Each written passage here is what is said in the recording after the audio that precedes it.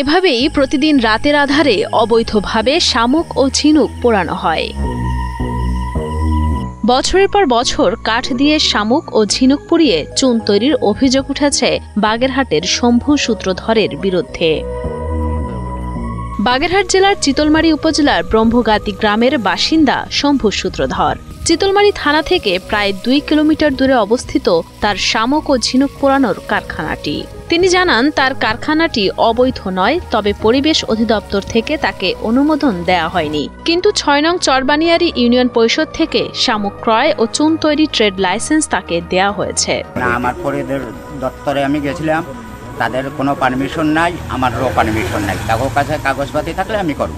না এটা অবৈধ হইলে তো 20 বছর পর্যন্ত আমি করতে পারতাম না। প্রশাসনের কোনো কর্মকর্তারা আমারে বলে নাই। নাম প্রকাশে অনিচ্ছুক একাধিক ব্যক্তি জানান, যখন শামুক ও ঝিনুক পোড়ানো হয় তখন ঘরে থাকার মতো অবস্থা থাকে না। অনেক কষ্ট হওয়া সত্ত্বেও এতদিন ভয়ে কোনো কথা বলতে পারছিলেন না তারা।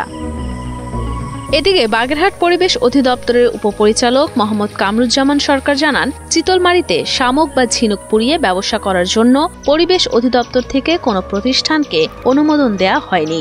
অবৈধভাবে যদি কেউ কাঠ পুড়িয়ে শামুক বা ঝিনুক থেকে চুন তৈরি করে, তাহলে অবশ্যই এসব প্রতিষ্ঠানের বিরুদ্ধে আইন অনুযায়ী যথাযথ ব্যবস্থা নেওয়া হবে। আমার জানা মতে মোল্লাহাট এবং ফকিরহাট উপজেলায় 2টি চুন কারখানাকে পরিবেশগত ছাড়পত্র প্রদান করা হয়েছে। চিতলমারীতে কোনো শামুক বা ঝিনুক পুড়িয়ে চুন তৈরি করার জন্য অনুমোদন দেওয়া হয়নি, কোনো প্রতিষ্ঠানকে অনুমোদন দেওয়া হয়নি। আপনি যে চুন ফ্যাক্টরির কথা বলছেন,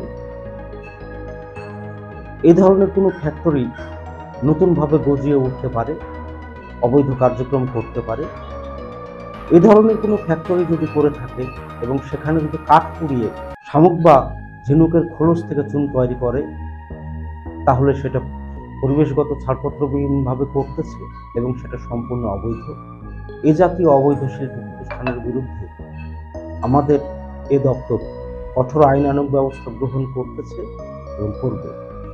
আমি অচিরেই এ বিষয়টা দেখব, এ বিষয়ে কঠোর ব্যবস্থা গ্রহণ।